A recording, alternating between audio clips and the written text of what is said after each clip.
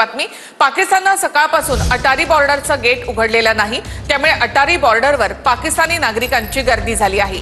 भारतातून पाकिस्तानात जाणाऱ्या नागरिकांची अटारी बॉर्डरवर गर्दी पाहायला मिळते।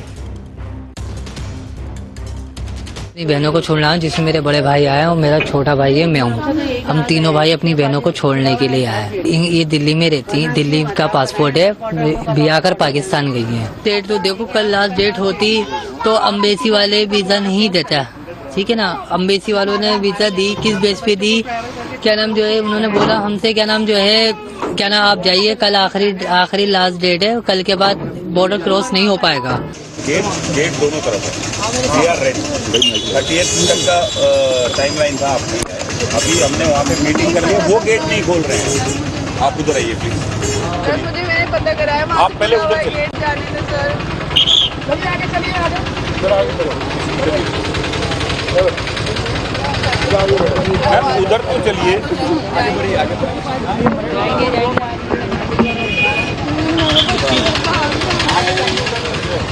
तर पाकिस्ताननं सकाळपासून अटारी बॉर्डरचं गेट उघडलेलं नाही आणि त्यामुळे अटारी बॉर्डरवर सध्या पाकिस्तानी नागरिकांची गर्दी झालेली आहे।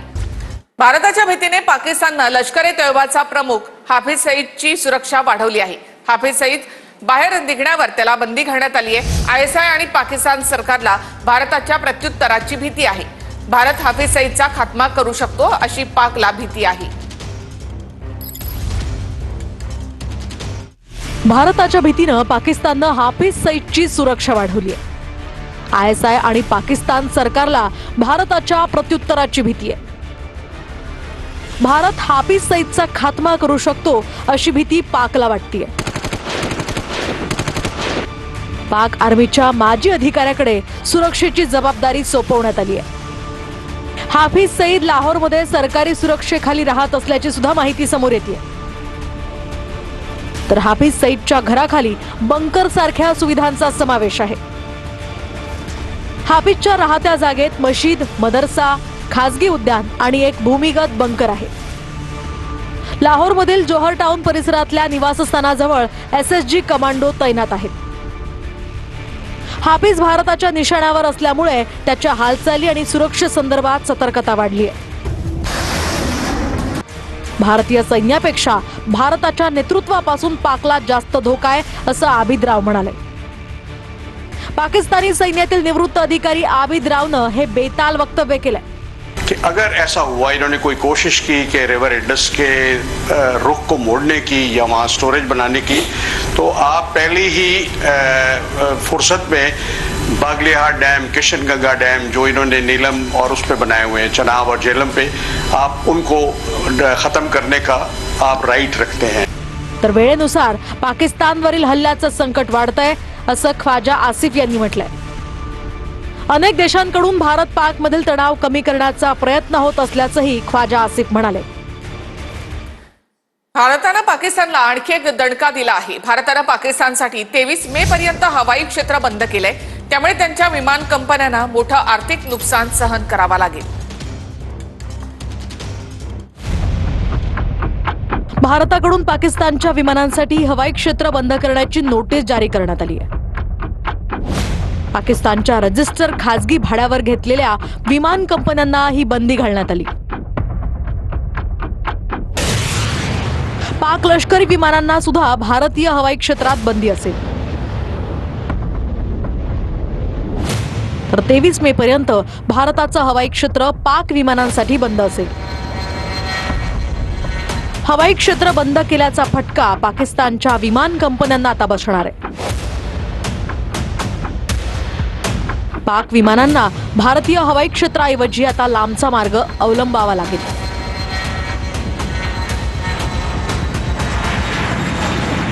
पाकिस्तानला भारत डिजिटल हल्ला करू शकतो अशी भीती आहे। पाकिस्तानी विश्लेषक जावेद चौधरी यांनी पाक नागरिकांना इशारा दिलाय।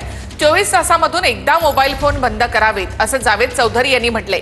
तर दुसरीकडे पख्तूनमध्ये नागरिकांना अलर्ट करण्यासाठी सायरन बसवण्यात आलेला आहे।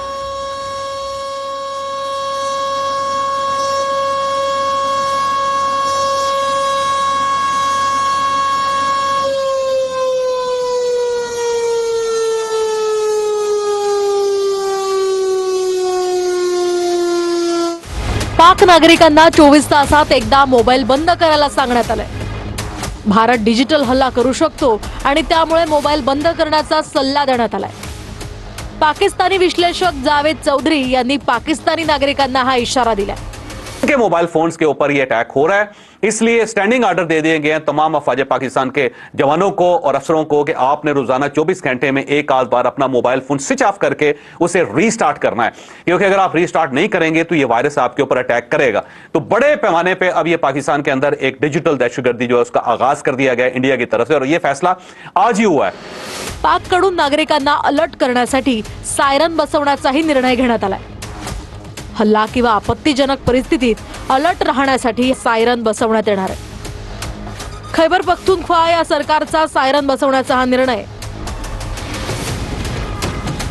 भारताला घाबरलेल्या पाकिस्तानी सैन्याकडून सध्या युद्धाभ्यास सुरू आहे.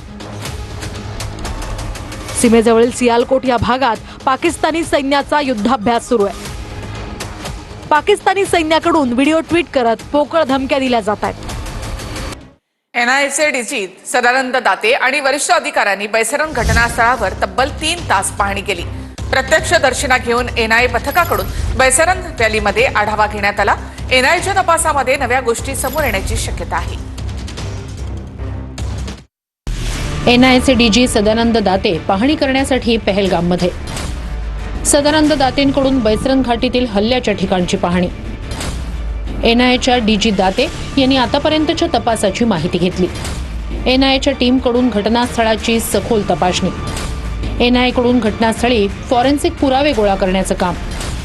पहलगाम हल्ल्याबाबतच्या तपासात नवी माहिती समोर. हल्ल्याच्या 2 दिवस आधी दहशतवादी बैसरण व्हॅलीत पोहोचले होते. 180 पेक्षा जास्त स्थानिकांची एनआयएकडून कसून चौकशी. पहलगामच्या हल्ल्याआधी दहशतवाद्यांकडून 3 ठिकाणांची रेकी. एनआयएची माहिती. बेताब व्हॅली आणि अम्युजमेंट पार्कचीही दहशतवाद्यांकडून रेकी. बैसरण व्हॅलीसह आणखी 2 ठिकाणांची देखील रेकी जी आहे ती या दहशतवाद्यांनी केलेली होती. याच अम्युजमेंट पार्कची देखील रेकी दहशतवाद्यांनी केलेली होती. 6 पैकी 3 दहशतवादी या ठिकाणी आलेले होते आणि त्यांनी या ठिकाणी रेकी केली होती. दहशतवाद्यांनी हल्ल्यानंतर पळून जाण्यासाठी बैसरण व्हॅलीची निवड केली. एनआयएची माहिती. लष्कराकडून शूर रेजिमेंटचा व्हिडिओ प्रसिद्ध. शूर रेजिमेंट देशाच्या संरक्षणात रणगाड्यांसह आघाडीवर. पहलगाम हल्ल्याच्या संपूर्ण कटाची माहिती असणारं टूल किट हे आढळलेलं आहे. टूल किटची एनआयएकडून चौकशी सुरू आहे. टूल किटमध्ये प्रवासाचा मार्ग, राहण्याच्या ठिकाणाची माहिती आहे. सुरक्षा एजन्सींपासून बचाव करण्याची रणनीती असल्याची देखील माहिती आहे. टेलिग्रामवरील द रेजिस्टन्स टाइम्स ग्रुपमध्ये टूल किट आढळलेलं आहे.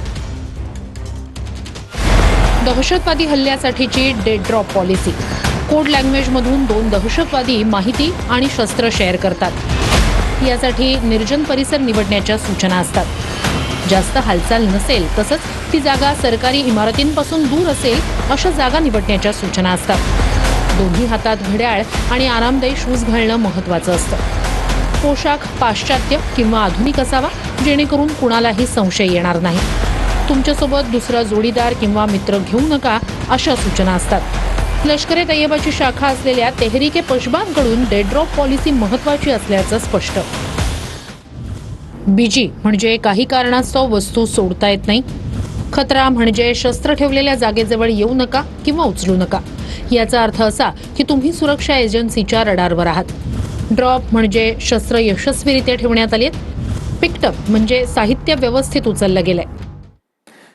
पाकिस्तान नौदलाला भारताकडून होणाऱ्या स्ट्राईकची भीती. युद्धासाठी आपल्याला तयार राहावं लागेल असं नाविद अशरीफ यांनी म्हटलंय. आपल्याला दाखवून देण्याची वेळ आलेली आहे असं नाविद अशरीफनं म्हटलेलं आहे. पाकिस्तान नौदल प्रमुख नाविद अशरीफ यांना हे वक्तव्य केलंय.